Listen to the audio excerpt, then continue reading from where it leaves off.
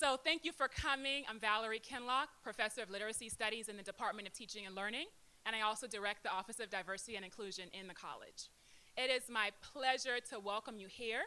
It's also my pleasure to see so many wonderful faces in the audience. We have people from Columbus City Schools.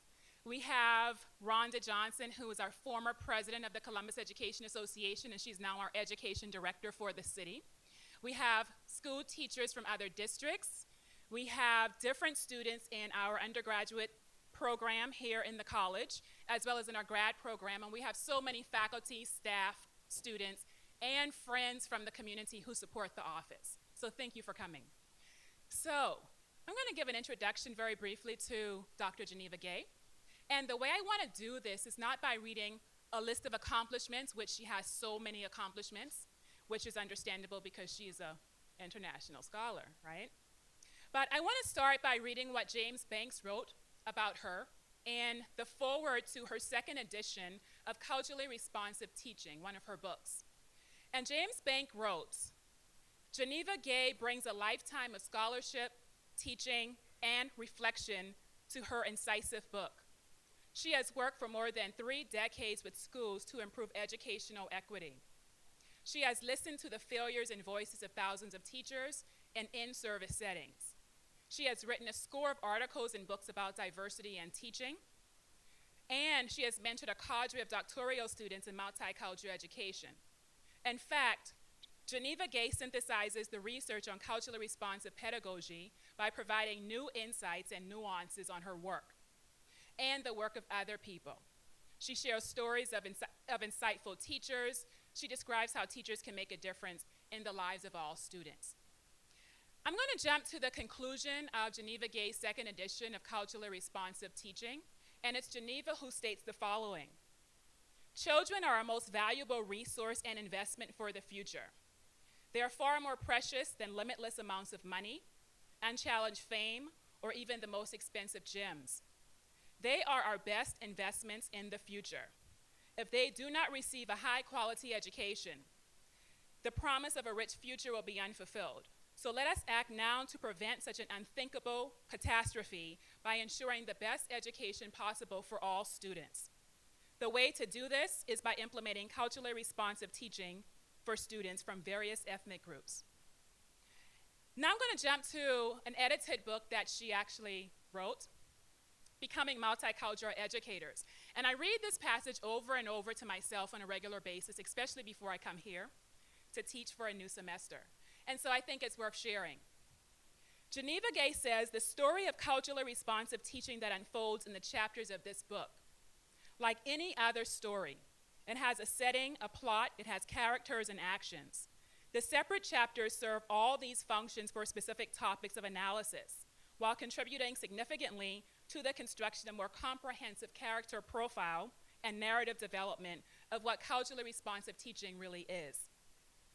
These characterizations reflect the beliefs that, number one, test scores, grade point averages, course enrollments, and other indicators of the school achievement of many students of color are actually symptoms and not causes of our problems.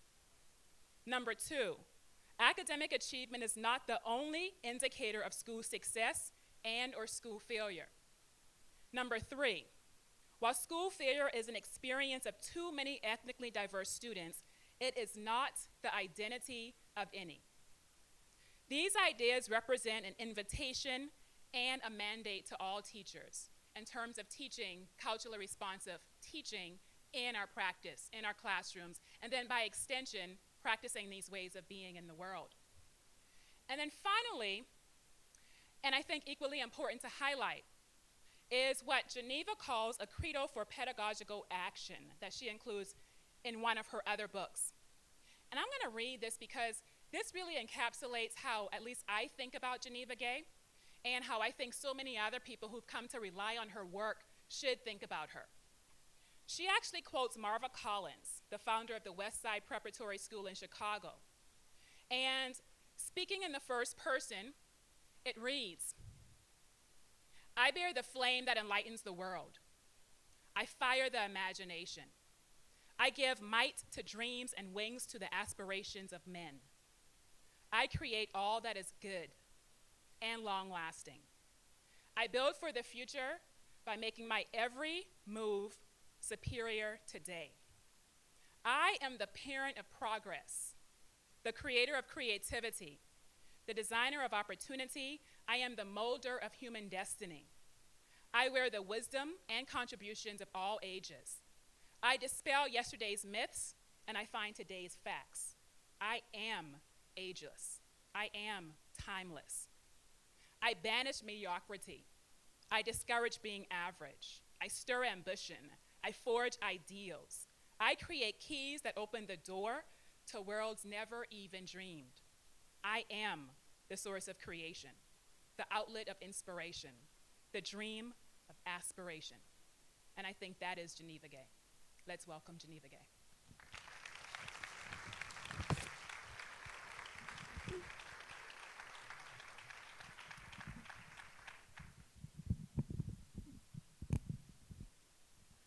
Thank you very much.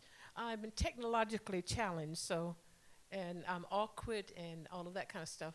And I might need a glass of water, so I have to get away from technology so that I don't electrocute myself when I turn over the jar and all of that. As is typically my pattern of my way of doing things, I have to make an entrance. As an African American, we are very performance inclined culturally, and we say that we don't do tasks without context or tasks without. So the way in which I set the stage is to give you a little bit of a hint about how I function as a person, because if you don't, I do some weird stuff by normative standards of college professors and stuff like that. They can be boring, you know. So just in case you misunderstand that, let me tell you a little bit about myself, and then if you do that and you want to critique me, you can't use that critique. You have to find something else, because I already told you about it. One of the things is that I'm not always accustomed to working with undergraduates. The program that I work in at my campus is graduate. So some of the language might be a little bit kind of pompous. For undergraduates. If you don't understand it, write it down and tell your professor when you go to class tomorrow, look what I did. That'll be your introduction. You just write it down. You don't have to, you know how to do that. You're undergraduates and you're still here, so you learn how to do it. But what I'll try to do is that if I'm using certain kinds of language and phrases from the field, and they are not familiar with you, feel free to write those down, and hopefully we'll have enough time that you can ask questions and things like that, so that I'll try to care. The other thing is that I'm trained as a conceptual theorist, so I tend to engage with these issues of conversation. I start theorizing and then try to move toward practice. So if you think like, oh, when is she gonna get to something that makes sense to me? Hang on, I might get there, next week. The other thing is that because I've made deliberate choices along the way in my own professional maturation, I've decided to stop segmenting myself and to try to be my whole self as I most can in everything that I do. So I don't try to control my blackness and my culture when I'm on the stage of professor. So you may hear some stuff you're like, oh, professors don't talk that way. Geneva does, because I choose to. All right? So, and I think that is, in a sense, an example, trying to be a living example of some of the ideas that I'll try to share with you. And I think then that people engaging with their cultural being, their multiplicity of being, is more enriching rather than trying to always edit and then roll into one kind of role and stuff like that. That's too much work. And sometimes you have to lie. And then if you tell a lie, you have to remember the lie, because when you try to tell it again, if you don't remember it, you get yourself mixed up. I don't need to be spending that time. The struggle demands much more direct attention, so I try not to lie about myself and with myself and all that. So those are some of the kinds of things. The other thing I would say as kind of a framework for me in introduction is I think that humor ought to be a vital part of the teaching and learning process, that we ought to enjoy what we do. Education is hard work. I work hard in trying to do what I want to do and try to do in what I feel that I'm obligated to do to the best of my quality. And I try not to then eliminate humor for it. So when you hear me trying to be playful, with some of the kind of stuff. Don't assume that those things are not important, because sometimes the most profound thing might give the illusion initially of being play. And after all, I mean, old people like you grow up and you forget to play, then you become boring. Okay, so those are just kind of some of the things about Geneva as I function. Now, let me tell you what I'd like to do as of why I'm here as your guest speaker. By the way, it's so weird to look at myself. So I'm like, ooh, who are all of those people? Um, so there are 3 or 4 kinds of things that I like to do. Back in the day when I was an undergraduate, I had a professor who always started out with telling the class what he wanted to do and what he planned to do that day. He never finished his outline, so I guess I was influenced by it. But I want to kind of talk about or say some things around the topic of the issue, and I've tried to name this cultural responsive teaching: reasons, rhetoric, and reality. And I'm being deliberate about that because I think that rather than just say cultural responsive teaching, I wanted to cue you on some of the areas that I think that we need to examine, not just you and I here, but in the profession at large. And part of what I want to do with that, I just want to kind of set the stage for that, those kind of focus by giving you a quick thumbnail sketch of what I see as the current status of cultural responsive teaching. Beyond that, then, I think I want to start with some of the problems that we have, some of the challenges. And I want to call these misconceptions around cultural responsive teaching, because I think that if you're going to talk about change, then the best place to start a change agenda is with a clear understanding of what the current reality is. Because, sometimes you come up with good ideas about change, and you don't understand what is the obstacle that's not conscious, and all these efforts of change, you try to impose them on the existing reality. In existing reality, status quo can be very powerful, and they just eat up these good ideas. So at least if we start with misconceptions, then maybe we can figure out what those are and move them aside a little bit to insert some new kinds of things. Beyond that, then, I want to talk about what are some of the prevailing assumptions and premises, beliefs, if you will, of cultural responsive teaching, because I think that if you are not anchored in the appropriate beliefs in the field, again, you might engage in practice and behavior that may indeed be useful for something, but it might not be cultural responsive teaching. And then you go out like, oh, I'm doing cultural responsive. No, you're not, because you didn't understand what it was about. And I think rather than just trying to give you definitional kinds of stuff, if I share with you some of the underlying assumptions, which are beliefs notion, they become guideposts for action. Because the time that I have with you today, I won't be able to tell you at the action level exactly what to do cultural responsive teaching. Nobody should do that for you except yourself. But you should have some guideposts to test whether or not what you think you're doing as cultural responsiveness is indeed appropriate, and it fits some of the kind of ideological and conceptual stuff. And then as time permits, then I want to tell you about the skills and knowledge that you need to do this. Because you can't wait for divine intervention, whomever your divine happens to be.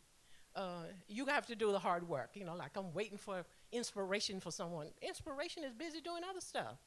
We have to do this for ourselves. Okay, so that's kind of the outline.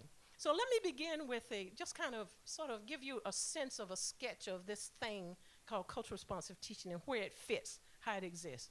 One of the things is that if you want to place cultural responsive teaching into the schema of dealing with ethnic, racial, and cultural diversity, it really is a part of multicultural education.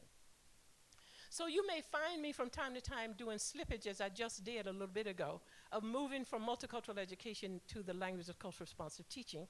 And it's not that I'm having senior moments and confused, but the two are very closely related. While they're not synonymous, they do relate. And in some ways, multicultural education is kind of the parent.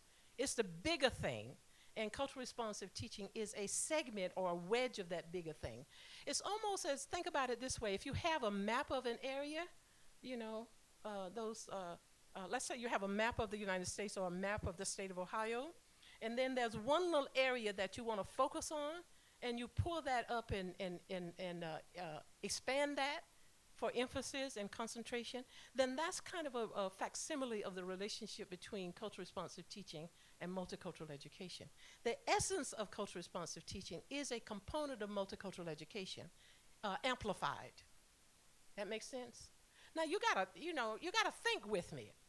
Put your mental map to work so you can see these things. Don't just be looking at like, wait for those profound things you can write down that I say, so then you can parrot them back to your professors tomorrow. I may say profound stuff and you won't know it was profound. So think along with me, all right?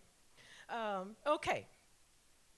Another kind of a notion is that sets the platform, the stage, the landscape, if you will, for a cultural responsive teaching is the idea that it really is not something new, as people think. About the only thing that's really new about cultural responsive teaching is the language, the rhetoric, the nomenclature, the name itself.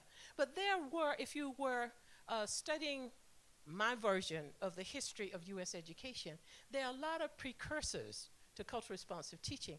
Not the name, but the essence, the intent, the meaning, those kinds of things have been in place, and people have been talking about these things from over many generations. Unfortunately, in cultural responsive teaching, that historical legacy is all not there in the scholarship.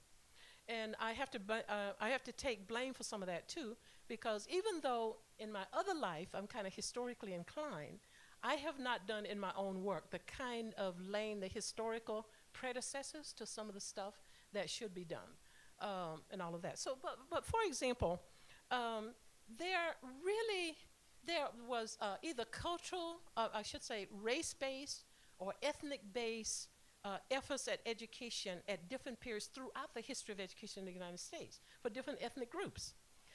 So let's say if we jump forward to the 90s, say maybe late 80s and 90s, and people were talking about Afrocentric education, that was not the first time people had been talking about race-based education for a particular ethnic group.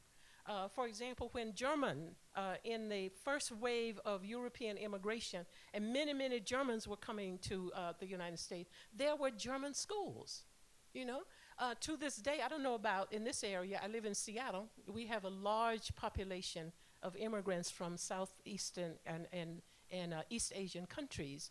And there are schools around the metropolitan area that they're called usually language schools. There's a Mandarin language school, there's a Korean language school, and all of that. The fun one about the Korean language school, though, they have a mixed ethnic population of students. I thought, I'm not going to learn it, but because I have a language phobia, but that's encouraging. But the whole notion is that it is ethnic and cultural specific teaching agenda, and people who come to that school that are not members of that ethnic group, they understand that they're expected that they're going to learn through a South Korean cultural and linguistic frame of reference, So if black kids are up in there, they're like you ain't going to be, not going to get no Korean Ebonics now. Understand that, so. Another kind of, a couple of just precursors to get you to think about this. I've already implied Afrocentrism is a prelude to cultural responsive teaching. A lot of similarities there. There's another that I like to do from historical point to, if for no other reason than to signal you that cultural responsive teaching is not just for one ethnic group, but it could be applied to a variety of different ethnic groups for different reasons in somewhat different ways, but it's possible. And another precursor that does this is the Foxfire experiment that came about in the 60s. Was initiated in late 60s, and this particular one, and I especially wanted to bring that to, given your location close to Appalachia, because the Foxfire experiment was for white children, poor white children from Appalachian communities. Incredibly powerful. And if you were to go back and study that and say, what is it that project was doing for that particular population, there are incredible amounts of parallels to it, as far as ideas and methodologies and principles and all of that. The specific actions will be different from, let's say, if you're looking at Latino students today, because the population was different, the location is different and all of that. But the undergirding ideology was pretty much the same. Another just quick example of that is Another very, very successful example that was a prelude to cultural responsive teaching is the Kamehameha Early Elementary Project or program for Native Hawaiians in the state of Hawaii. So if you, all of this is to say that if you don't like cultural responsive teaching, then look up some of these. You should be getting the same message kind of stuff, you know? All right. Another kind of thing that I think will play itself out as we get further into the conversation is the idea that cultural responsive teaching is going global. Now, in order to understand that, I told you from the beginning, I'm a theorist. I'm a conceptual theorist. So I tend to work with language, you know. When all that is said and done, I say I'm like Alice in Wonderland. I make words do for me what I want them to do when I want them to do it. I figure as little old Alice can do that, Jen, you can do it too. You know, well, if you don't know Alice in Wonderland, you don't know what I just said about. So go bar, let's see. Most of you, you look like students. You're too young to have children of your own. So go find a niece and a nephew and borrow their little book. Say, this Alice was doing. So I can figure out what the hell Jenny was talking about. Okay. So what I mean by going globally, there's a number of different ways to think about the concept of global, something that's global. One way to think about the concept of global is that it's something that is comprehensive, all right? So one way that cultural responsive teaching is going global from a comprehensive filter is it includes more than just content or more than one kind of way of engaging in the educational enterprise. So there is such a thing as cultural responsive classroom management, cultural responsive assessment, performance assessment, you can even talk about cultural responsive recruitment and retention of personnel that you're hiring, in addition to cultural responsive curriculum design and cultural responsive teaching. So that's one notion of global. Another notion is that it's also going global conceptually. And the other thing, well, let me do another one. It's going global geographically. And a good example of this is that we are finding cultural responsive teaching being talked about in places that you might not think. Because a lot of people think that cultural responsive teaching, you got to have a whole different numbers, a whole population of students of color in your community. Some of my students come to class and they want to pretend that they don't understand the importance of cultural responsive because they come from communities. We ain't got none in our community, so I get real stupid then. What you mean you ain't got none? What none are you talking about? What they're really saying is that they come from isolated communities. Now, that's my definition, because usually we talk about isolated communities. These are communities inhabited by poor people of color. But I figure like middle and upper class white people that live in communities of all white, they isolated too. So my students want to say that. But that's not true. Cultural responsive teaching can take place in those settings as well. Okay, so that's one notion about geographically cultural responsive teaching is broadening from just being in schools and neighborhoods that are populated primarily by various groups of color. But it also began to be placed in so-called majority or dominant communities in schools as well, dominant population communities in school. So that's one geographic. Another geographic is cultural responsive teaching is going international. You can travel to what used to be some of the most remote parts of the world, and you hear people talking about cultural responsive teaching. Or you can go to countries that for the longest have been presented as if they were monoracial, one culture, and they're talking about cultural responsive teaching. For example, mainland China. People used to say, you know, China and Japan and countries like that, they are monoracial, monoethnic, homogeneous. They don't have any diverse peoples. So when at my campus, we get a lot of students in multicultural education from mainland China and South Korea. So sometimes I'm not couth. So not too long ago, a new group of students came in and I had 3 or 4 from mainland China. So without me kind of editing on their first introduction to them, I said, what you doing here? Y'all ain't got no diverse people? Well, you know. I'm still learning in many ways. And I figured like I may as well just do it the way I would do it when they got to know me, introduce myself authentically from the beginning. So as we begin to talk and as I have worked with them and they're teaching me and learning, lo and behold, according to the students from China themselves, there are 55, 56 different ethnic groups in that country.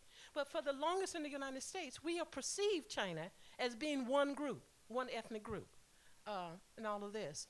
South Korea is having some combinations of, if you will, we might call them biracial.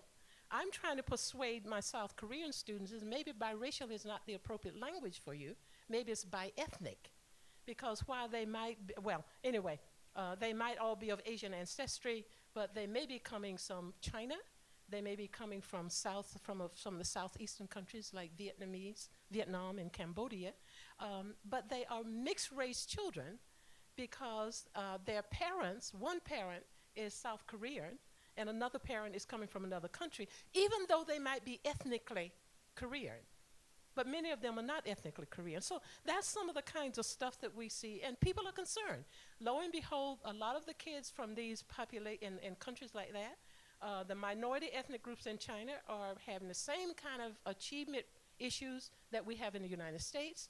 So these students, former leaders, when they finish their degrees and return home, they will be concerned about what do we do? How can we go about trying to improve the performance of these students? And very often they're looking to the United States for some guidance in how to do that. I think that is both a compliment, but it's also problematic. Because we have some dynamics in the United States as far as, let's say, demographic dynamics that will not be the same thing in their countries. So then the question becomes, what do you roll about culturally responsive teaching from one context to another context, whether it's international or we have some of the same issues nationally as well.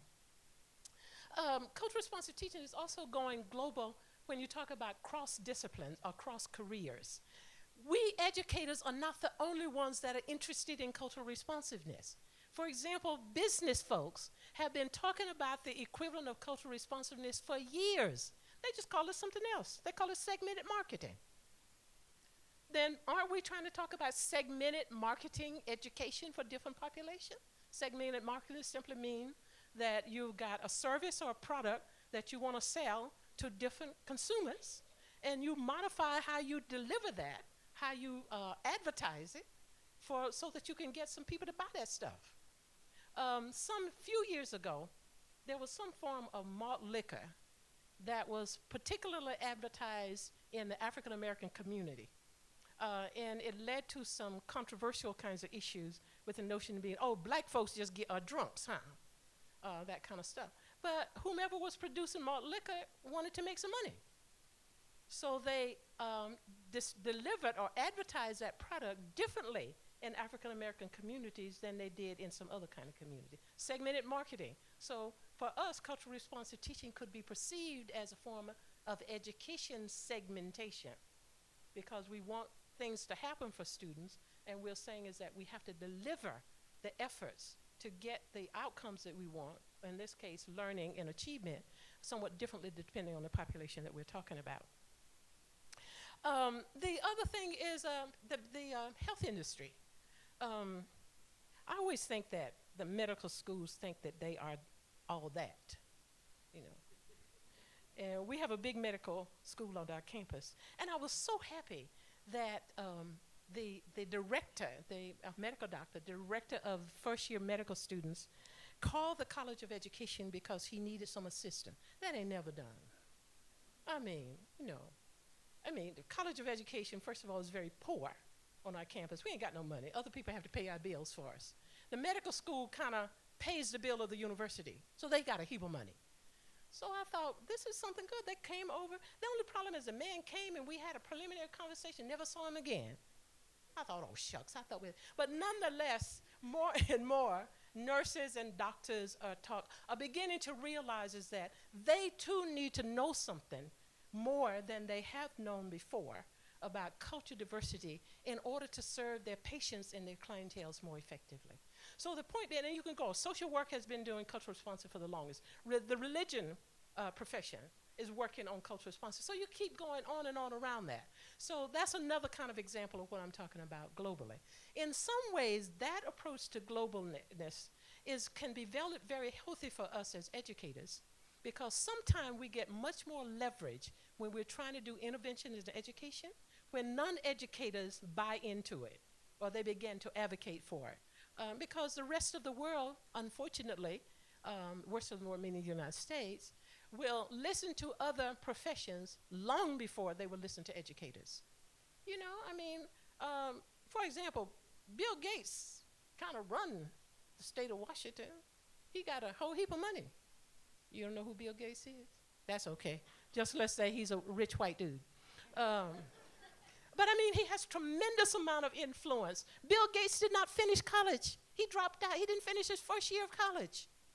But somehow or another, he learned how to make money. You know, that Microsoft thing that you is yours, Microsoft? Hey, you paying Bill Gates. Ain't nothing wrong. I will say that the Gates have contributed a lot of money to education and all of that. But he has a tremendous amount of influence.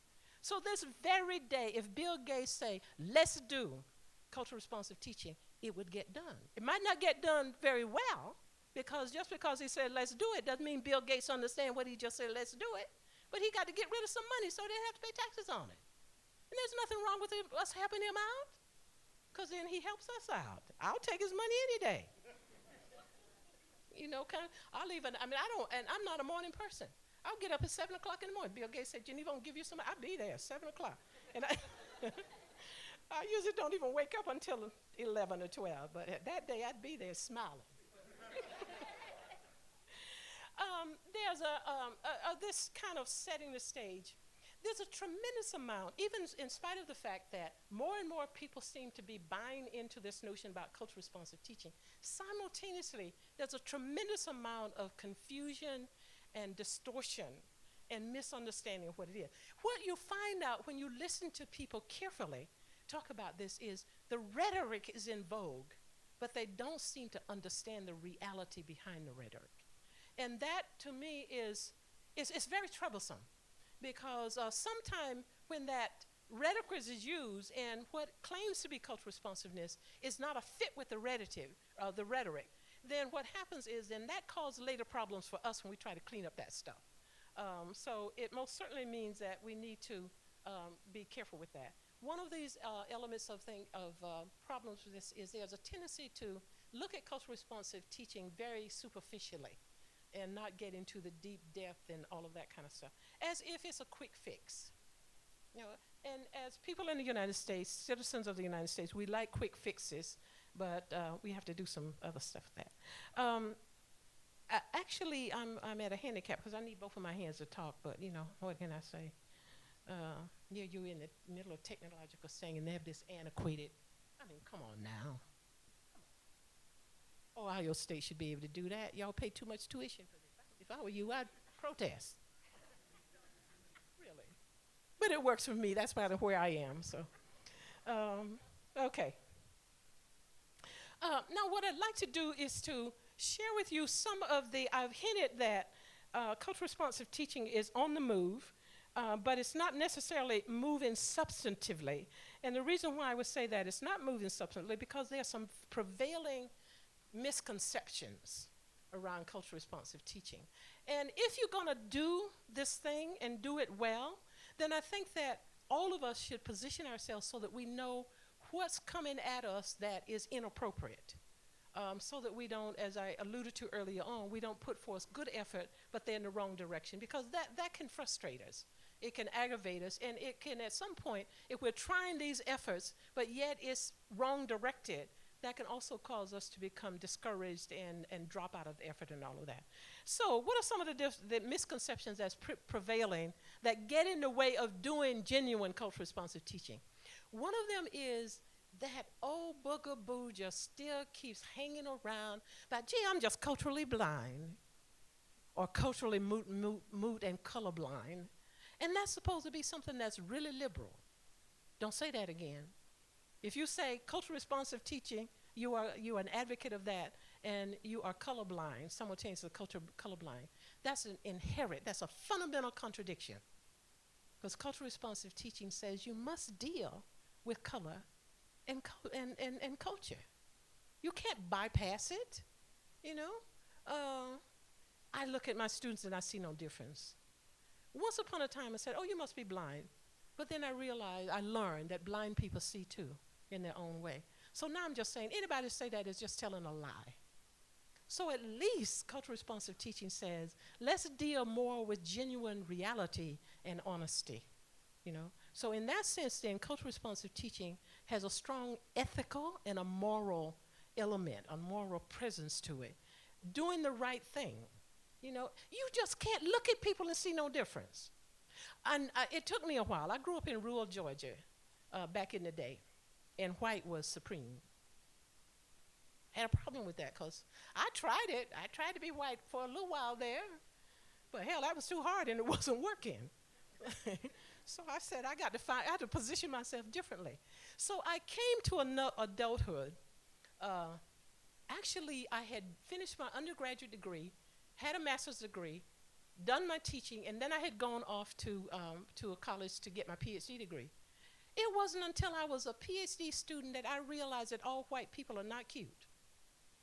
You know, cause somehow or another, where I grew up in rural Georgia, if you were a white female, I mean, you know that today, white female, certain version of white female, is supposed to be the embodiment of the construct called beauty.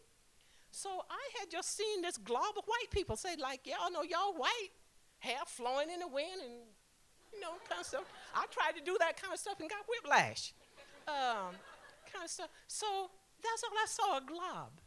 And I was a PhD student and discovered that all white females, I focus on females, males, y'all got to retrieve right now, that they were not all pretty. And I thought, you know, even back then, when you have these eureka experiences, you announce it, you celebrate your achievement. So I said to my class, and I made this discovery, I announced it to my class, all white students. I said, you know, there's some ugly white people. And my students had the nerve to be insulted. I said, I didn't call you specifically ugly, I just discovered there are some ugly white people. And what that signaled to me was I was beginning to break through some of the craziness about because you belong in all of the, you know, all of the kinds of stuff that are associated with racial identities, globs of people and all of that. I was beginning to penetrate that assumption and actually see within the collection of whiteness that not every white person is the same. And I thought, you know, I mean, just like little kids, when they discover something and learn, they want to announce it to the world. So I was back in my youth again, you know, return that. I said, I had a good time. And then I had to try to clean it up. I had to remember, like, oh, honey, I didn't mean you particularly white, kind of stuff, you know, kind of ugly and all that kind of stuff. And, you know, ugly is a relative concept. I was right on it kind of stuff. And then I looked at him and like, some of y'all up in here is ugly, you know. And that's okay. I mean, we need some ugly people in the world too. You know, and of course, ugly is, you know, it's cultural, it's relative, all of that kind of crazy stuff. But I think that in some ways, that's one of the graphic signals in my own growth and development from the point of being, if you will, cultural blind in a way of seeing an image, a publicly constructed image of what whiteness was about, not seeing real people in that. But when I began to peel that away, I began to see actual real people, you know, and that gave me a little bit of leverage to not just start with physical kind of identity, but begin to look at other kinds of things, get other cues of whether or not this was beautiful or not. Because, you know, some people are physically attractive until you get to know them. You thought, I've invested all my energy on somebody I thought was handsome, and you are, damn, you ugly, because you act so ugly. And then, you know, you just want to beat yourself up because you be like, oh, yeah, that cute dude up there. Like, oh, my God. Yeah. Okay. So that's one Another misconception is that teaching diverse students about their own cultures is separative. I can't tell you how much in the 21st century people are talking about if you teach African Americans and if you teach Latino and if you teach Japanese American to be proud of their Japanese American, somehow or another that's going to separate them from other people. Come on now. You know, it doesn't make any sense. You know, it's almost as silly as if you do sex education, that's going to cause people to run out and have sex. If they do, you are a hell of a teacher. And you know we're not that good teachers. Especially if nobody don't got no object to have sex. Like, oh yeah, we teach sex education. You ain't got no sexual partner in the loom. You gonna go out there, what you gonna have sex with? Your imagination, get real. That's so silly. Uh, so it does not. As Jim Banks has said so beautifully over his career, is that dealing with diversity is a matter of bringing people close together and building a genuine base of unity rather than the acclaim and illusion or imaginary unit that we think we have. You know, how can you be unified if you don't know people? How can we be unified if we don't understand each other, if we fear each other? So if anything, multicultural education tries to penetrate that kind of stuff, those type of things that are keeping us separate from each other, and build genuine basis for authentic kind of relationships and interactions and all of that kind of stuff. You know, so much of in the United States, we just go through motions. We just pretend. You know, I don't know what people think that if people of color live next door to you, then somehow or another you got to move and go someplace else. You think black people and brown people gonna be up in your house all the time? We don't want to be visiting you just because we next door. I ain't your friend. So what do you think is gonna happen? We gonna be waiting there for you to come on? Say, oh yeah, let's hang out together. We have choices on who we want to hang out with too. You know, I did this once with a class, and a student in class challenged me and said, oh, well, there's not as much diversity you claim. He said, after all, I ride the bus to school every day when I come to campus, and there are all these different diverse people on my bus. I said, okay. What do you do with those diverse people on the bus? She looked at me like, what's wrong with you? We're riding the bus. Just because you share some physical space, that don't mean nothing. You know, you weren't interacting with it. And even if she would say, well, I have a conversation with my seatmate when I'm riding. In Seattle, many times, we go through the motions of having conversation that's a waste of time. Because we talk about topics that don't make a difference. We talk about the weather. Oh, it's raining. And then after 2 weeks when it doesn't rain, oh, it's not raining and we need rain. What is that telling you about the human behind that? It's illusionary conversations that's superficial. There's no depth to it. So her claim to say is that I'm not isolated. I am interacting with people that are diverse from me really was not. If at best it was ritualized interaction, there was no substance to it. So culturally responsive teaching then want to deal with that misconception that because you live in relationships with someone, that all of that kind of stuff, and try to bring some real depth to it. Another misconception in culturally responsive teaching is that this domain, this effort, is for students of color only. So you wouldn't do this, I'm sure. Maybe you would, I don't know you yet. But in my neck of the woods, a lot of students will excuse themselves from dealing with culturally responsive teaching because they say, we're not going to teach in Seattle. We're going right back to where we came from, Podunk, Washington. Probably got the whole district, probably had 20 people. What makes them think they're going to have a job? Because those 20 people that are already working, they ain't going to give up their job for them to get. And the other thing, where is the growth? The demographic growth in the United States as far as student populations, not in little isolated rural cocoons or suburban areas. The growth areas in urban centers. Who populates urban centers?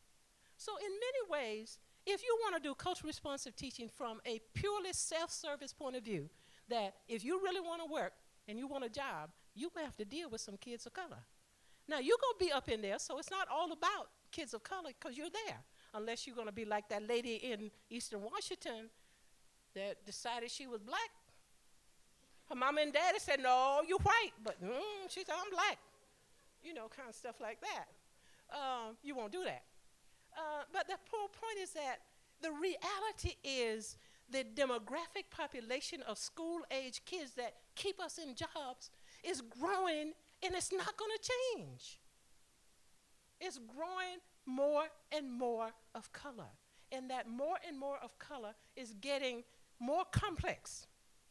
Because once upon a time we had the luxury of just have black and white kids. Now, in some situations, we have to find the black kids because they're gone scarce. You know, we have more and more students that are coming in that are recent immigrants that come from historical background and cultural background. We have no point of reference in the United States.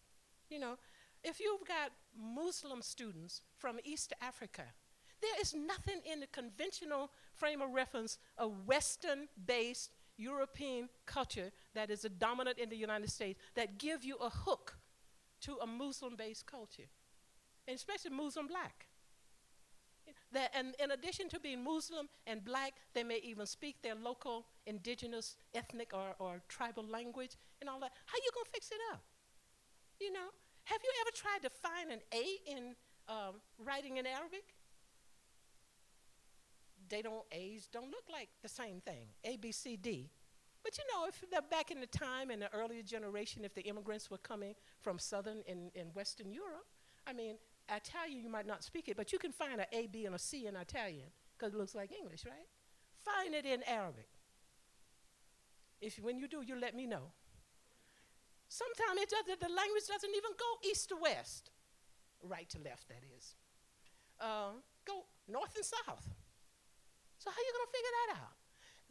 They may sound like silly things, but when you they're just symptomatic of the different kind of complexity that's coming to be in the mix of the populations that you're going to teach. And you're going to have to teach it. You can't retire because there ain't going to be nothing to retire on. So you say, oh, I'm going to teach my 30 years, I'm going to be done. You're going to be teaching 60. They're going to be rolling you out there for your funeral. Like her last words was, turn the page.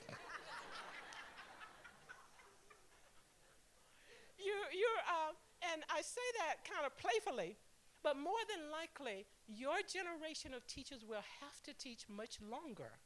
And as I said, this demographic trend is not changing. There are not enough white people in the world to keep up.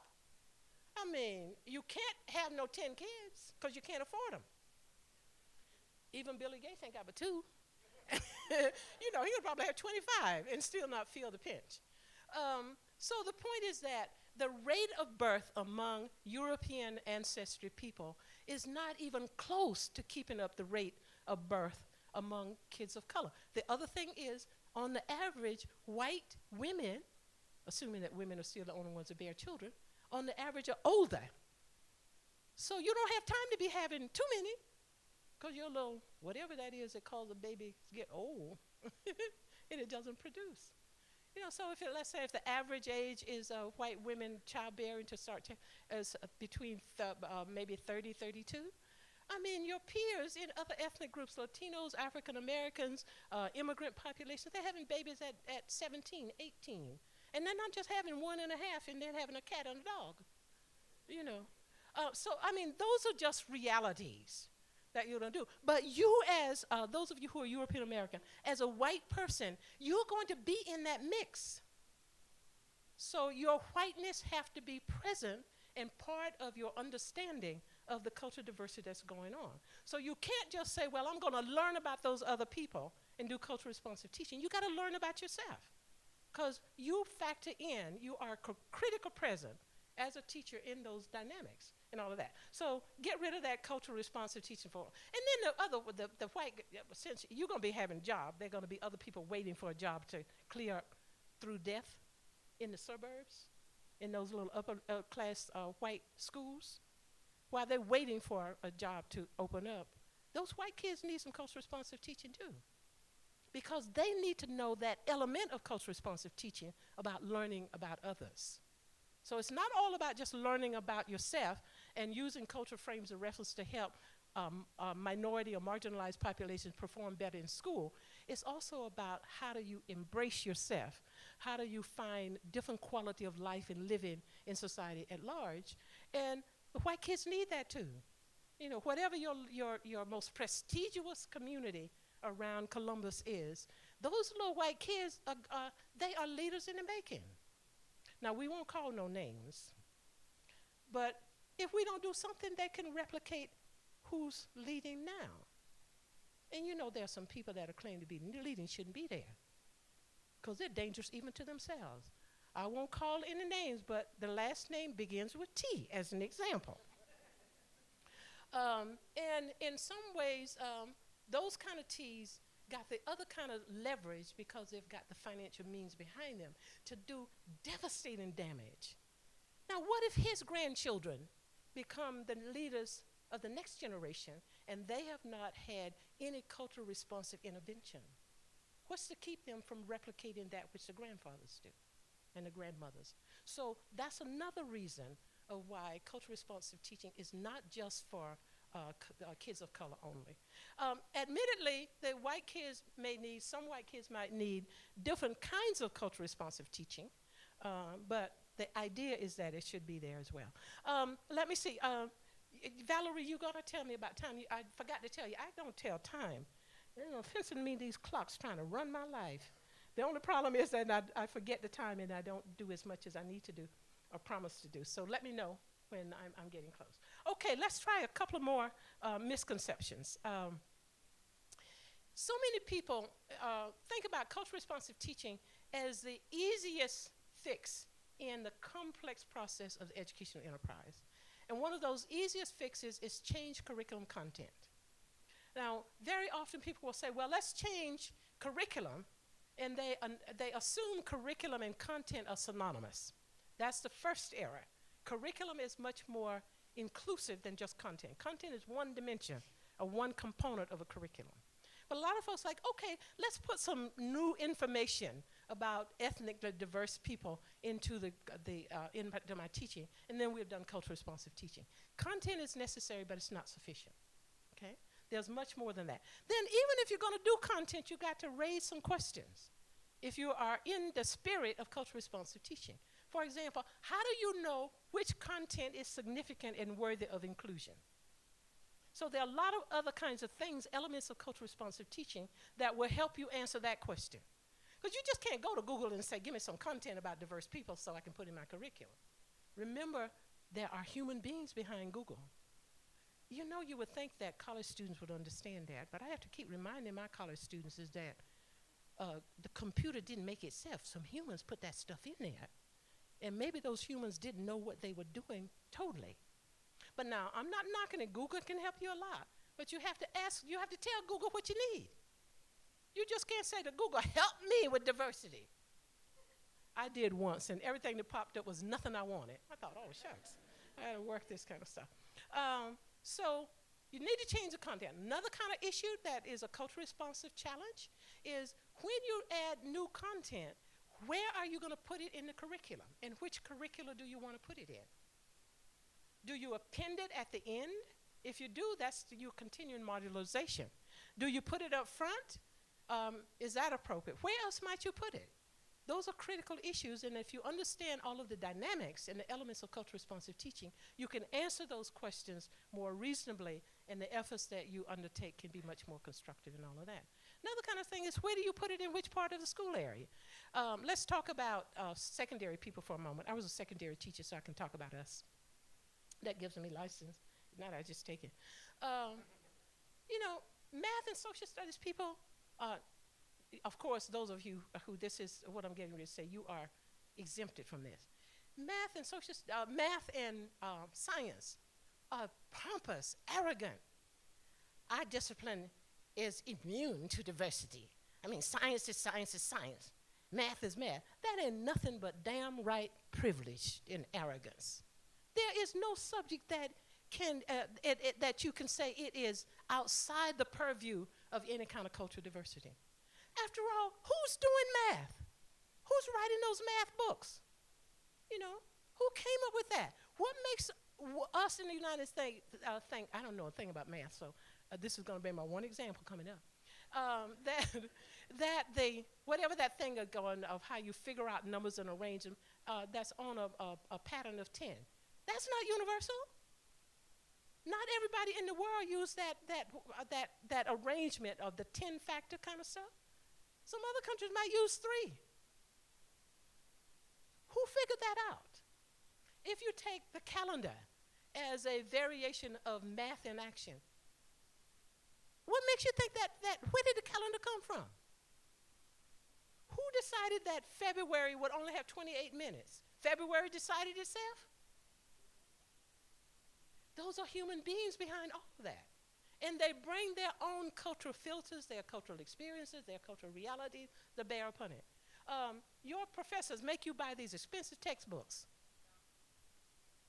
Just because you don't, be quiet. You're messing up my example.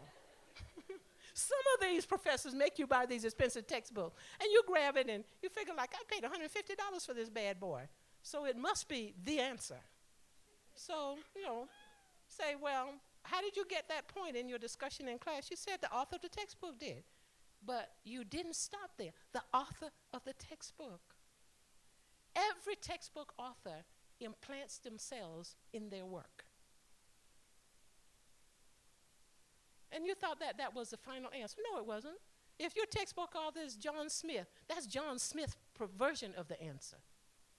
James Jones could write a book about the same thing, and you get a whole different perspective.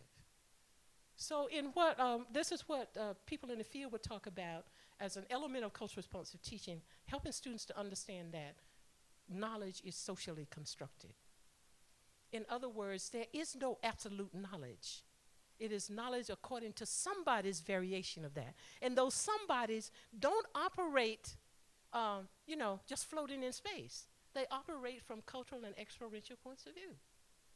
What you're reading about what I wrote, that's because I wrote it.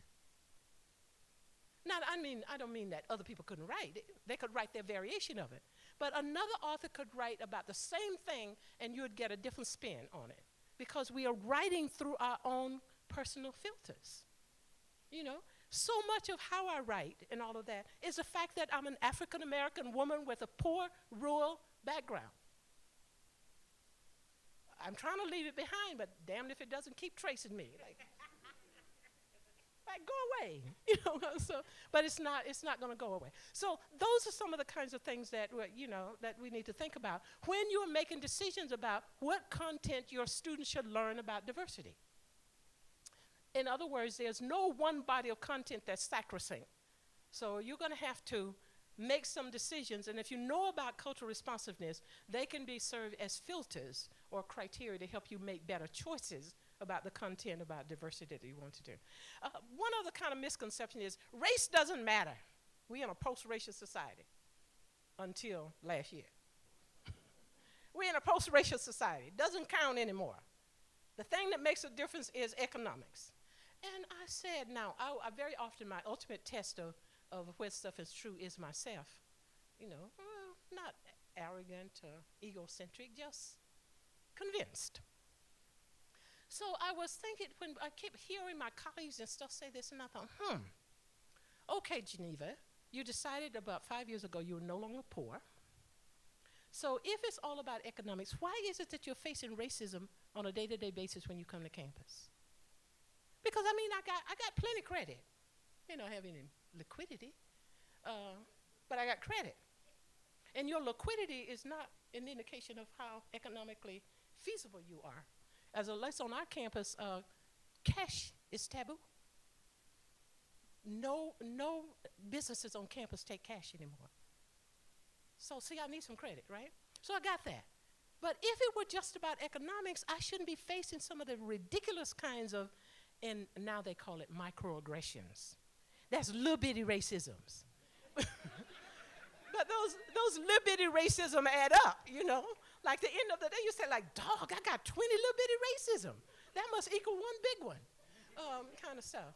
But every single day that I go to my campus, I'm immersed in the midst of racism. And it's not because somebody's setting up to say, here, Geneva, come, let's dump on her from a racist point of view. It's simply because the University of Washington continues to do what it's always done. And it didn't start with being accessible and supportive to diversity. So just by being normal, the university is extremely racist, and here I'm in the midst of that, Sometime I used to, in my mischievous time, now I'm more wise. That one of these kind of racism was that my European American colleagues, it wasn't until about 5 years ago that more than one black female was in my department, in my college. And then now we got three. That kind of mixes up from time to time. I don't know why. But you know, I guess we all look alike. So I'd gotta be walking down the hall, and I know your professors do that. They have these little cliques and clusters. So they'd be hanging in the hall, and I just kind of walk down. I'm not a gossip, so I figured, no, whatever you're talking about is not interesting too. Walking down the hall, and they move to the wall. Like, do I smell? Or what? And it was silly. Why would they move away just because I'm walking down the hall? Now, if I really wanted to be mischievous with them, I would say that they are sister professors. I say, oh, so you are bowing down to a full professor kind of stuff. I just thought they were crazy as hell.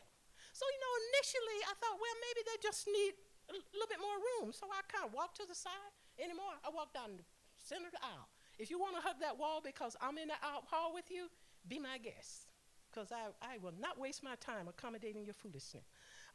So the point being is that economics do not nullify racism kind of stuff. They have some influences on how it's configured and manifested. But you can't say it's all about, even if you say it's all about economics, and you're talking about you're trying to get into a position to teach yourself and your students to be agents of change, an economic analysis is very status quo for a capitalistic country, such as the United States. So you haven't gone anywhere to filter everything through that economic explanation. That's quite common for the nature of our mainstream culture and all of that. So just kind of think about that. There is another one, and I better stop with this one and move on to something else. I heard of a whole lot more, and they are really good, but I better not say it.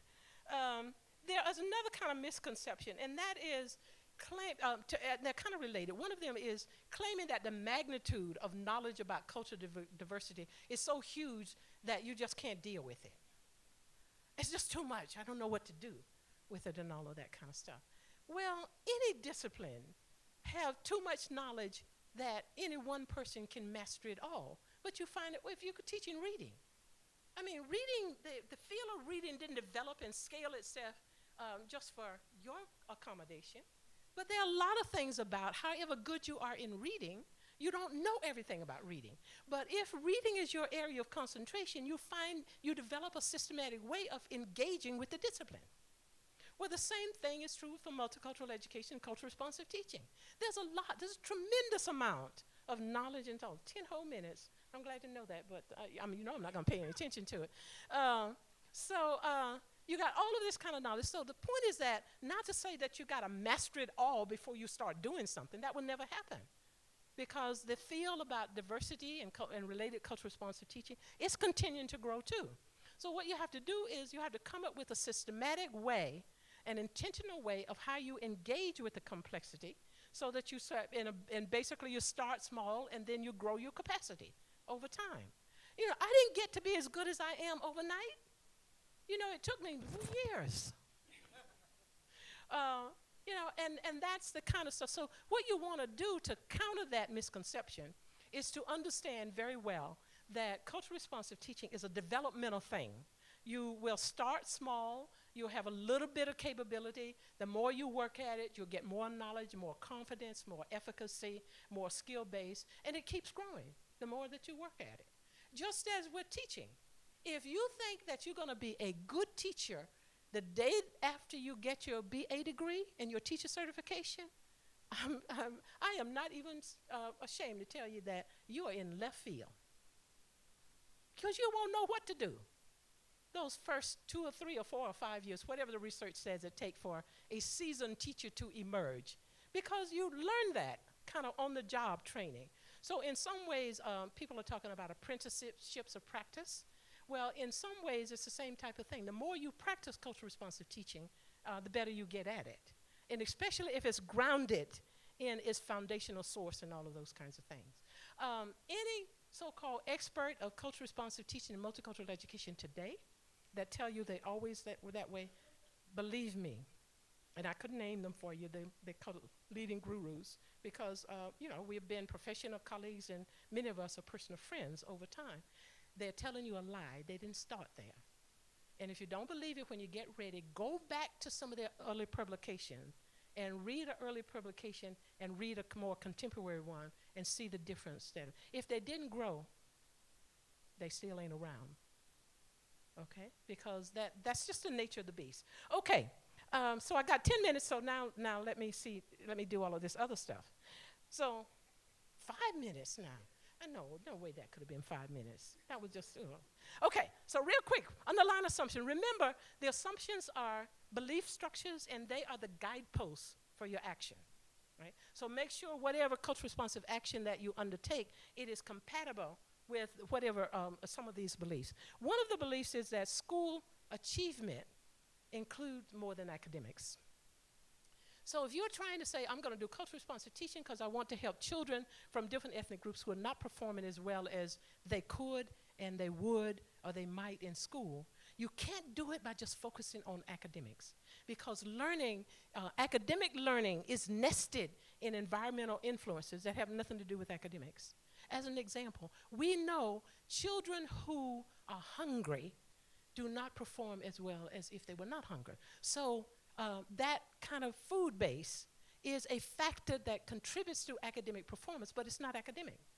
We also know that children who feel under duress and psycho-emotional stress in school do not persist on tasks, and if you don't persist on tasks, that's going to lower your achievement. Now think about all of the kids of color living in a racist world, going to school every day in racist schools, and what do you think kind of stress that they're under? And these kids they know what's going on. Even when we try to hide it, students know when we don't care about them. Know when they look at, when a teacher fears a kid of color. Kids know it. Research is telling us that kids as young as 3 years old are not only aware of race differences, they are aware of racist differences. You know? They may not be able to tell you all what it's all about, but they know that people are treated different because of how they look and all of this. Imagine that a kid is the opposite of the negative kind of stuff. And even in nursing school, nursery school, trying to perform better under those kind of duress. Claude Steele talks about stereotype threat. These kind of racist attitudes, they're so pervasive, they're just in the air. You know, no one has to do anything specific, targeted. You just have to keep on doing what you've been doing. So culturally responsive teaching, it says that you cannot talk about excellence with diverse kids and keep on doing what already been done because it's already what's been done is what's caused the problem. So there have to be some fundamental, radical changes in how we perceive kids of color, how we engage with the teaching and learning process, how we do all that kind of stuff. Obviously, then another assumption is culture counts fundamentally and profoundly. Put another way is people can't help but be cultural. You didn't have a choice of it, so you don't have to apologize for your culture. Oh, wait, because I'm so sorry and I have such a shame of being white. What the hell are you ashamed about? Did you choose to be white? If you did, you really are privileged. Woo! I want a part of your privilege. So we have no choice in being cultural. That's part of our legacy, our heritage as humanity. But we can do something about it. So culture counts. Culture affects all parts of human life and living in some form or another. You know, even when, well, let me pick on something I don't like. Even when people, by the way, I've been looking at your bodies. Y'all don't do tattoos here? Oh, man, you should come to Seattle. You come back with some serious body art. These people want to figure like, how many places can I not leave untattooed? But even something with that, and I use that because it's mystifying for me. I don't know why anybody would want to do that to their bodies, but there must be some reason behind it. But how one who is engaged in and involved in tattooing, what they choose to tattoo is not happenstance, and it's not totally individual choice. Because an individual is always a human being.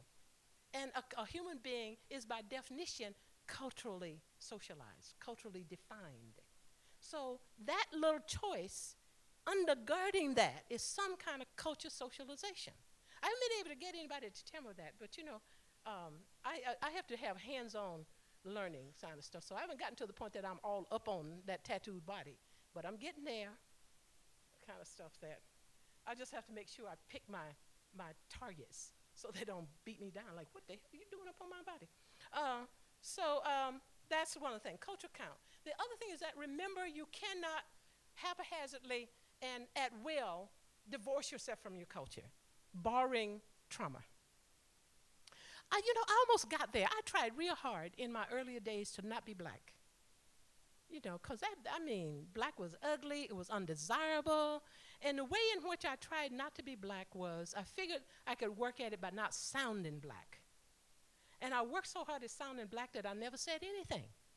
But I had good ideas in my head. Nobody else knew them, because by the time I practiced them, translating from what we would call today Ebonics into what my variation was academic English, and the translation process is that you think it in Ebonics, my indigenous language, then I had to try to transfer it into what I would start standard English, but then you have to practice it inside your head.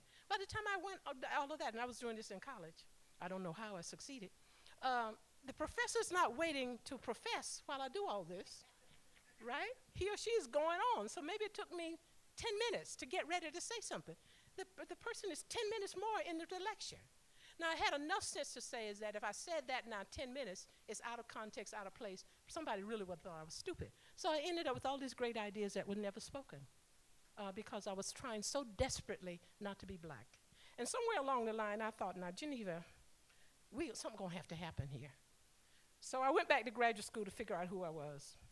I announced to my major professor when I arrived. I went to the University of Texas. Told him, I'm coming to Texas, going to be as black as I want to be. Can y'all handle it? I was just starting my radical stage, kind of stuff. And I was serious, I must have. And I literally used it. I'm not necessarily saying that you do this. I'm talking about my process. And I used my PhD studies to figure out who I was, because I didn't want to continue to live in that limbo by some other people's standards. I needed to find myself. And I think I could have found myself much quicker had some educators, some teachers help me out.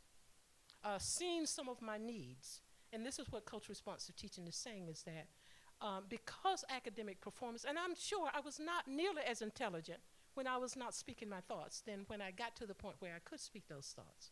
But I had to go through that sort of psychic kind of growth and development. I shouldn't have to have done it alone. And there are a lot of people of casualties. I don't know how I succeeded, but there are a lot of people who did not succeed that well, and they became casualties of the education process. It's still happening with kids today.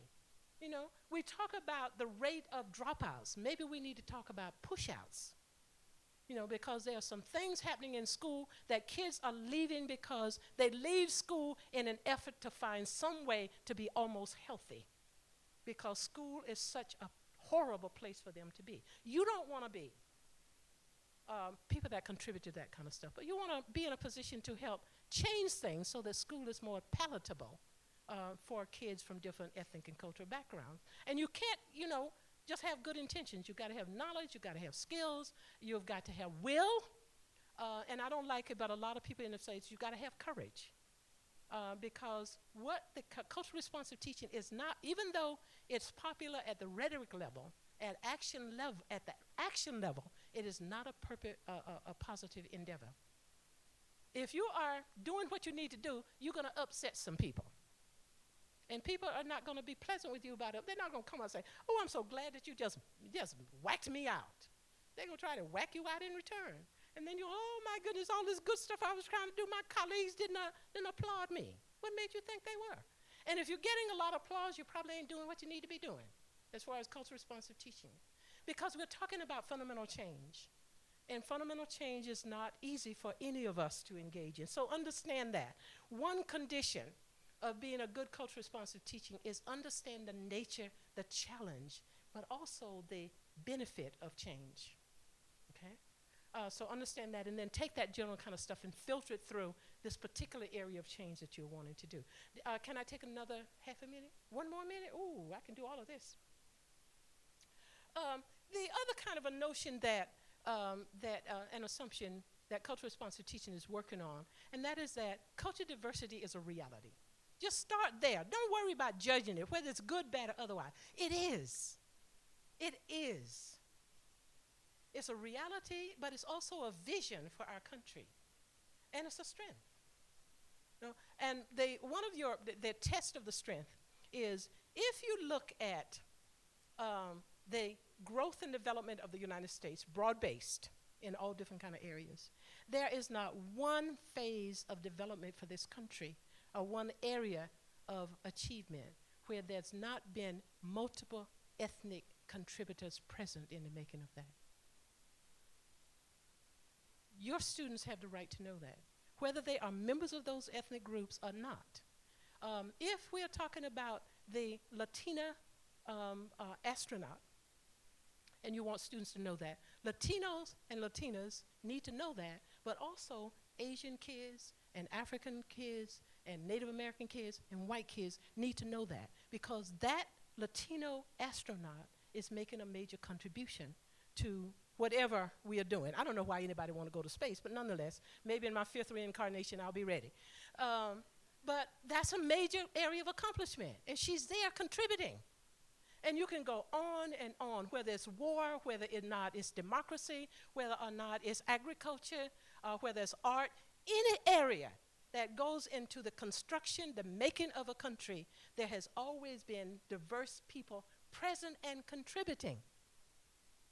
So this nonsense about some ethnic groups have not made any significant contribution to the United States, that is simply somebody else's figment of imagination. It's not true. So at least teach students that. And then one other thing, I'm going to take one more minute, maybe 2, 3, 4. One other principle or assumption that will, I think, help guide you, and it's related to what I just said, and that is that there is power and privilege within and from margins.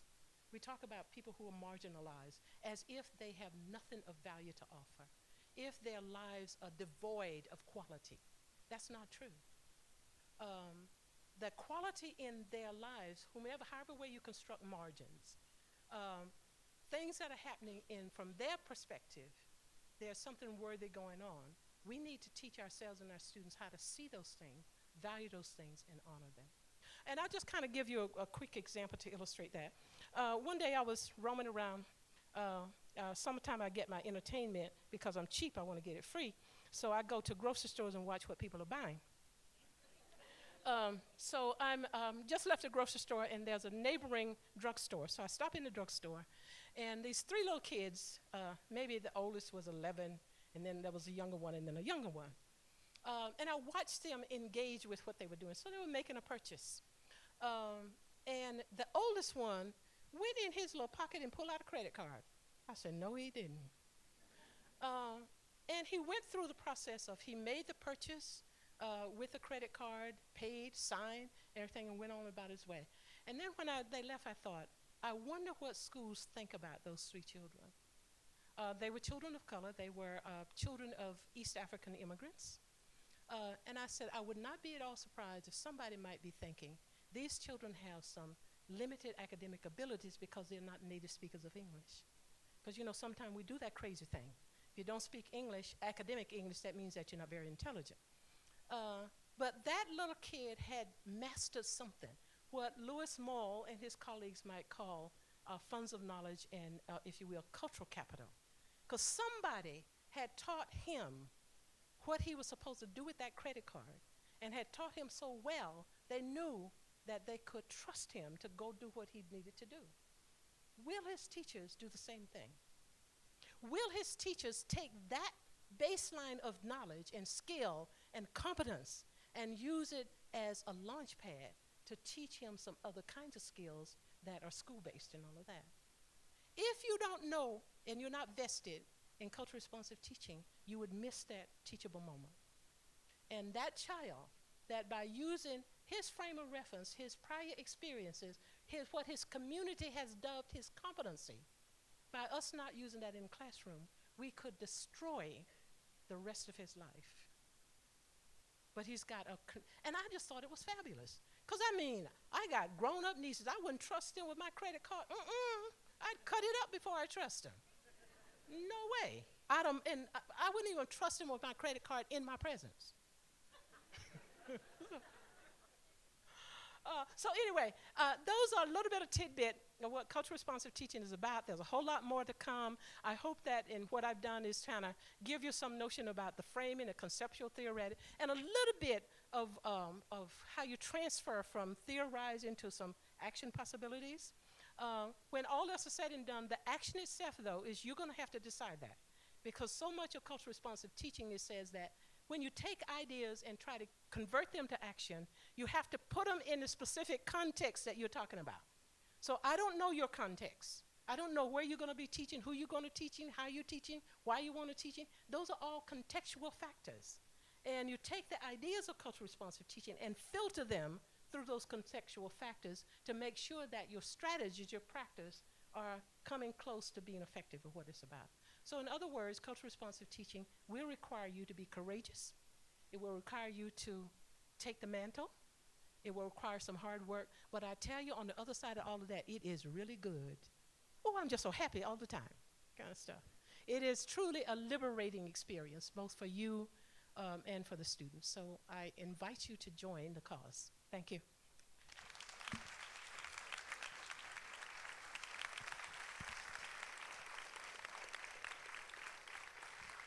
So we're going to open it up for some questions from the audience, from anyone who might have a comment or a question.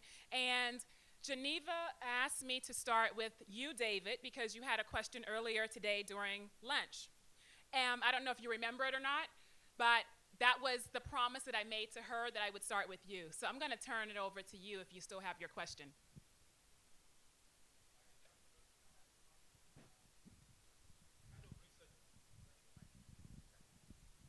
Okay, the kind of research I'm doing requires that I think about some of the terminology that's being used by researchers when describing populations and different people. So I'm thinking of how to describe, say, based on socioeconomic class, and whether the vocabulary that we use in those kinds of descriptions is informed by some colonial narrative or some ways of positioning populations based on a colonial sort of mentality. So when we think about people who are living in an indigenous population, they live their cultural lives, traditional lives, and they don't have access to, say, money, cars, houses. They live in huts, or they live in village settings and so on. And we want to describe that population in our dissertation or in our research, and we use a terminology like they are of low socioeconomic class. What I'm saying is, and I'm grappling with this in my dissertation at the moment, what I'm saying is that I have found myself asking critical questions about, when I label a community like that, whose label am I using? What is that label saying about those people? These are people who, in my case, it's the Yupik. They've been living in Alaska for over 2,000 years, and they've been living these traditional lives. So when they live the lives that they do for over 2,000 years, the ancestral lives and so on, am I right and justified in calling them low socioeconomic class people? And when I do that, am I silencing them? Am I peripheralizing them? What am I doing to them and their narratives and their stories and their ways of being and their ways of life? So I'm just saying that this wasn't a question to so much of a comment, and it came from when we had lunch with Dr. Gay, and I just wanted to say that it's part of my process in thinking about the kinds of labels I'm using in the research. And I just need to be careful about that, and I hope that we're all thinking carefully about how to reimagine the labels that we use and run away from the colonial narratives. Thank you. Excellent comment. And I would just add to is keep in mind language is very powerful. And the other thing is just be careful of the language you use, because communication scholars say once something is said, you can never take it back. It's out there permanently. You can say, I didn't mean that, or, oh, excuse me, forgive me. It's there. So just be careful. And you can start with, there's some language that we need to watch out for. These are some of my things that I'm working with. We say that we don't want to engage in oppressive behavior, but when we do things like glibly call the United States America, to me that's a form of privilege and all of that. There are a lot of Americas, a lot of countries in the Americas. If we mean the United States, why can't we train ourselves to say the United States? And I didn't know that lesson until someone told me, reflected back to me. I remember she was from Venezuela. We were rolling right along in class talking about America and all of that kind of stuff. And she checked us, said, you know, my country is part of America too, but you're not talking about my country. I'm struggling with, there's a debate between the grammatists, you know, people that do grammar, and political people about whether to capitalize black and white. I capitalized black and white. And lo and behold, I was reading one of the articles that Valerie gave to some people to read in anticipation of my, and every time black and white was used in the article, it was in the lowercase. Damn. But I lost that, and that has to do with the politics of publishing. You know, sometimes publishers override you, what you're doing. But I think that if you're talking about you're using white to identify a group of people, and you're using black to identify a group of people, they deserve to be treated as nouns. So they should be. If you can't bring yourself to do that, then don't use those terms. Use a more proper noun, and then you don't have any choice to do that. You don't have to fight that battle. That's kind of one thing. There are some other kinds of stuff that's in our professional language that we need to just try to get away from that. One of them is at risk. You know, just kind of think about that. You're gonna roll up on, and sometimes we just forget. I won't say we just forget. And you got parents coming to see you about their kids, and you're talking about your at-risk daughter or something. I'd slap you too. And then when parents push back on us, then we want to say, well, they're not caring, they're overly sensitive, they're angry people and all of that. Think what would happen if somebody called you at risk all the time. And educators have some of the same features of at-risk people.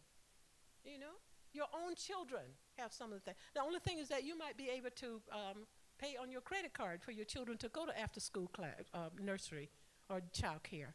And people that don't have the kind of financial means, you'd have to have other kinds of things.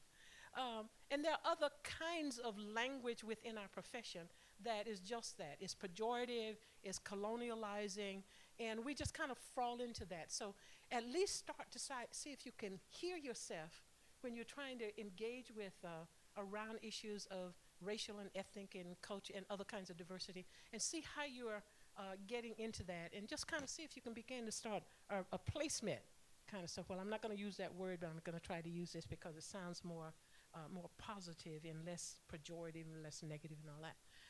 And teach when you're teach your students. Well, there ought to be a very clear series of lessons in dealing with diversity about the language of diversity. What is the best language to engage with? And you can keep teaching that lesson from time to time because the language keeps changing. You know, once upon a time, probably 5 years ago, you wouldn't hear in the scholarship a lot talking about people of color. Or you wouldn't hear, let's say with African Americans, you wouldn't talk about people of African ancestry. But there's a reason why there's been a shift from African American to African ancestry to refer to people that somehow or another has some kind of historical connection to the continent of Africa.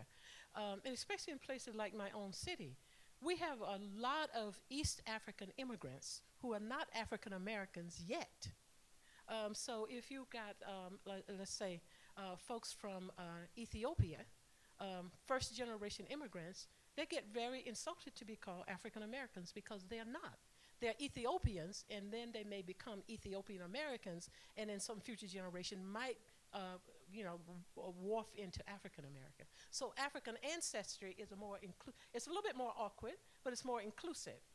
Because you don't know which segment of that particular population you're talking about, and you have to step on the inside of that phrase to get more details about, now, which segment of African ancestry are you talking about? We see the same thing, let's say, with African American. This is a relatively new term. For some of y'all young enough, it ain't new to you.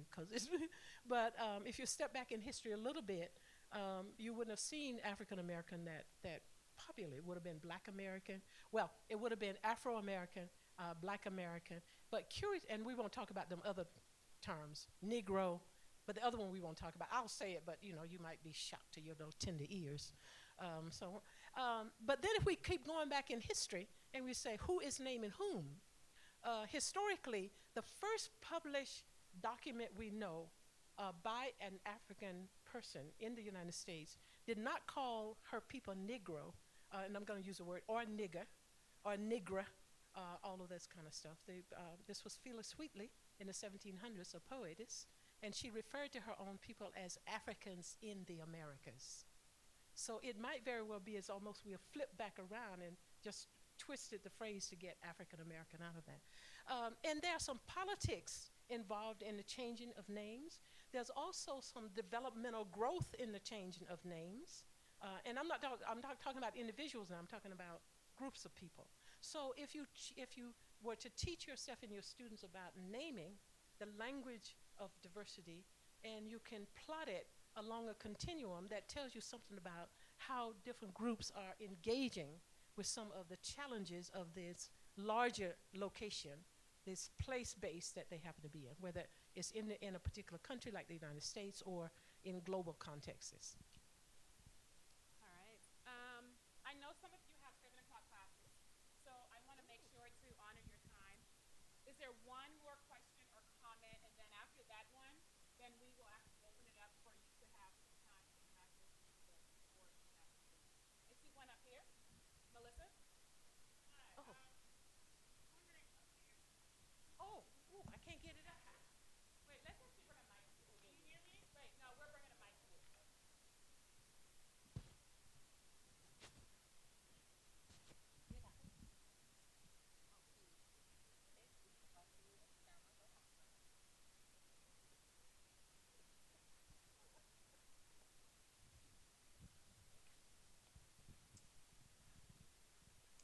Hello.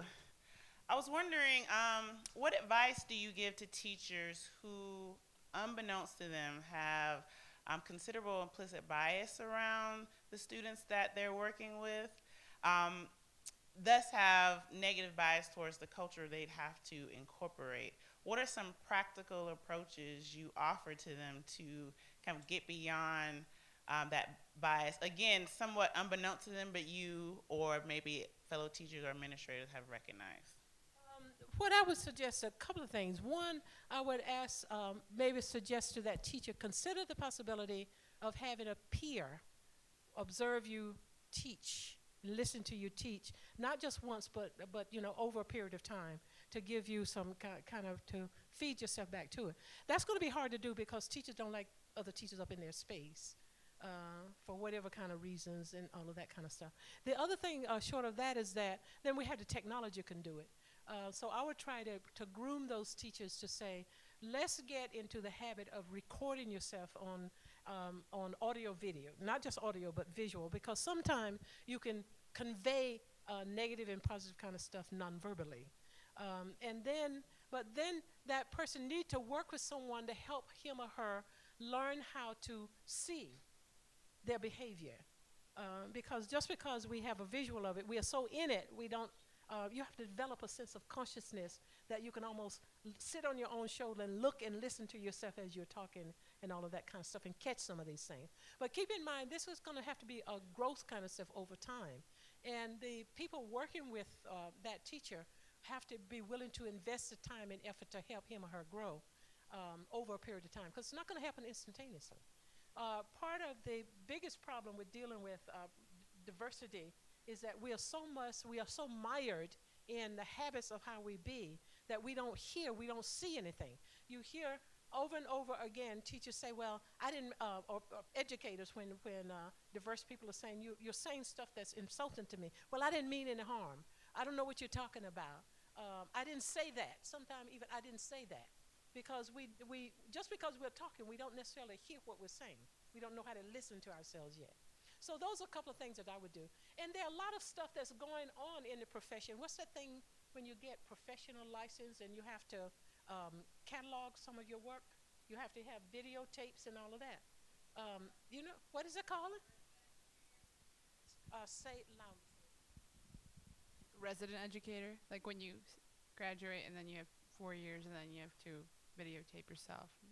So we already have that in the mix. So then what it would do is that since you're not doing that, you could just add another factor to a process you're already doing. And that even makes it easier to manage rather than taking on a whole new thing, finding where within what I have to do right now, or I'm doing already, that I can add a piece of diversity to it. And then you can grow out from that point of view.